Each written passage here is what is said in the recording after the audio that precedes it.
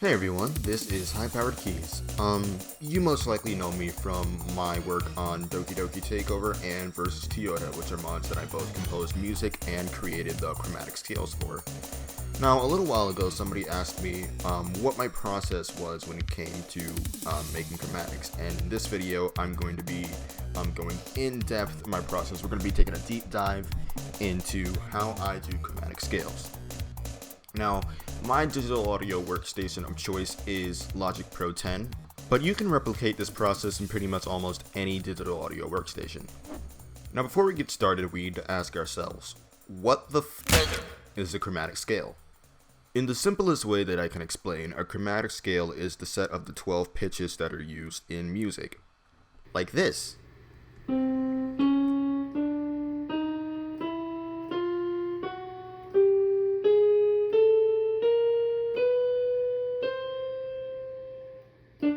In the earlier weeks of Friday Night Funkin', Kawaii Sprite did all the voices by recording them manually and pitch shifting them and chopping them to taste.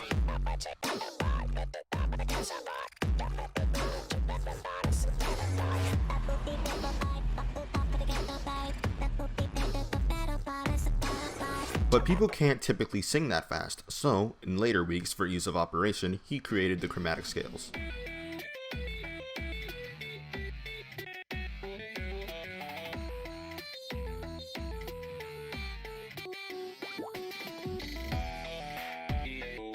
The way that the chromatic scales are set up was by Kawaii Sprite saying vowel sounds and auto-tuning them and pitching them up. For example, here's the chromatic scale of the boyfriend.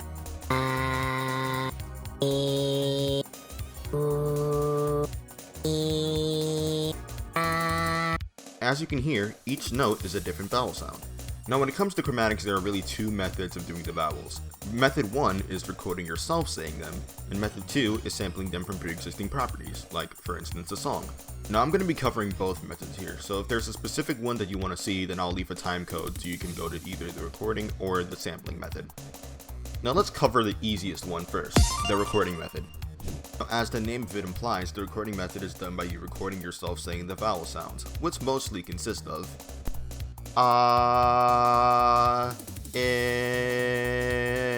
E, O, U. Those are the standard vowels that you will hear in most songs, but there are also some additional vowels you can record, such as A, I, U. Now I know it may sound stupid, but that's what the tuning is for. Now, when it comes to recording the vowels, there are a couple things that you need to keep in mind. Firstly, you should try to sing all the vowels in the same pitch. Most of the time, the pitch you sing your recorded vowels in depends on your personal vocal range, but C is a good starting point. In addition, depending on how long your vocal range is, you can also record high and low versions of the vowels. Secondly, if you're recording vowels like A and I, try to stress the second half of the syllable rather than the first half. The reason is because if you hold the first half longer, it'll just sound like ah and eh. For instance, I, A.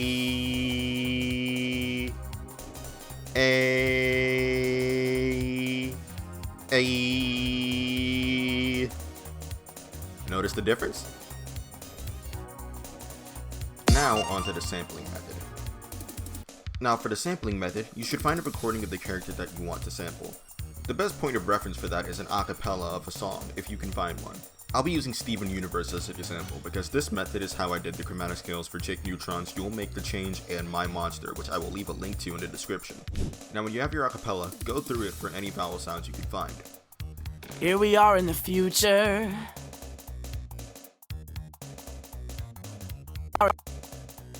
Then, go to Effect and change Tempo. Now depending on how long your vowel sample that you found was, try to stretch it out to at least 2 to 3 seconds. And make sure you have Use High Quality Stretching turned on. Repeat this process for any other vowel sounds you can find and delete any excess noise. After that, you should have something like this.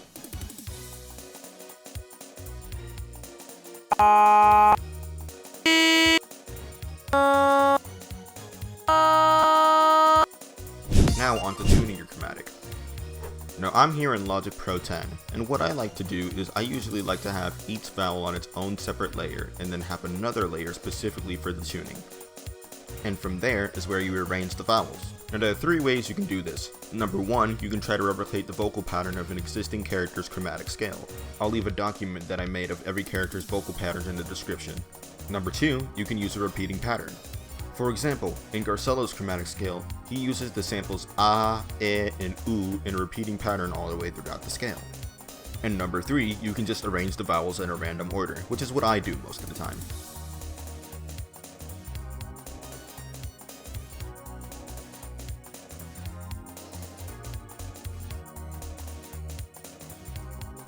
Now, after you have the desired length of your chromatic, you can get into tuning it. Go to your effects, and then go to pitch, and vocal transformer. Now this is the plugin that I mainly use to tune my chromatics, however there's a wide variety of other pitch plugins that you can use. Melodyne, Waves Vocal Bender, and Antares Auto Tune are all good choices, but they're also choices that cost money, so I'm going to be sticking with Vocal Transformer. Within the Vocal Transformer, there's a little button that says Chromatize. Click on that. And now let's play our track. As you can hear, the vowel samples are perfectly in tune. And now to get into actually making it a chromatic. Press A and then switch the automation type from track-based automation to region-based automation. Go to your first sample and change your starting note. I'm going to be starting at C1. Then from there, go to all of your other samples and drag each of them up by 1 semitone. This usually takes a while, but it's worth it in the end. Also, make sure that you don't skip or repeat any notes, otherwise the chromatic won't work. After you're done with that, it should sound a little something like this.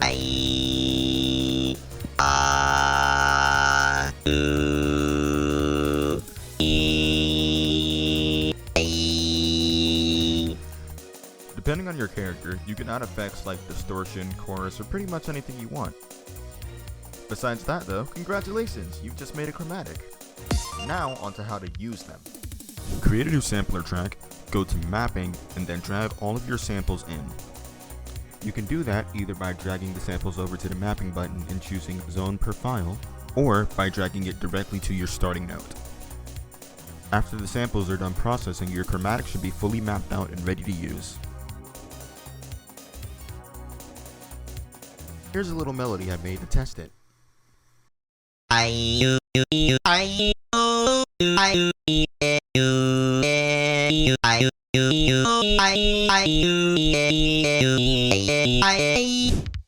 Now, that's how I do chromatics within Logic. But what about other softwares like FL Studio? Don't worry, I got you guys covered too. The process is largely similar, but with a few differences. Firstly, bring in your samples and arrange the vowels. For the sake of this tutorial, I'm just going to stick with the repeating pattern. Once you have everything arranged, go ahead and export your chromatic untuned, and then drag that file back into FL Studio. Click on the top left and choose Pitch Correct Sample, and this will open New Tone. From there, turn the center knob all the way up and the variation and transition knobs all the way down. Then press Ctrl or Command A and then click on your starting note, which I am going to use C for. Then again, arrange your chromatic. After that, click this little button here to send it to the channel rack. Then go ahead and export it. Then create a new SliceX channel. Make sure to disable auto dump. Drag in your chromatic file, then go to Slice and choose Dull Auto Slicing. This will automatically slice up your chromatics into different regions.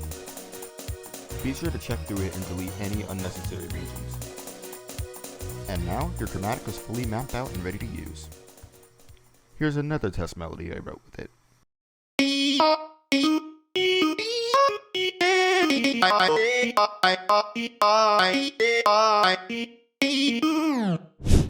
And that, everyone, is my process for making chromatic scales. I really hope you all found this video useful. This is also my first time editing a video this big, so sorry for any mistakes that managed to slip through the cracks. But if you have any questions or comments, leave them down below and I'll try to answer them to the best of my ability. And if you make your chromatic that you use my tutorial for it, send me a link to your results. I'd love to hear what you make. Anyway, this has been High Powered Keys, and remember to stay creative and stay powerful. See ya!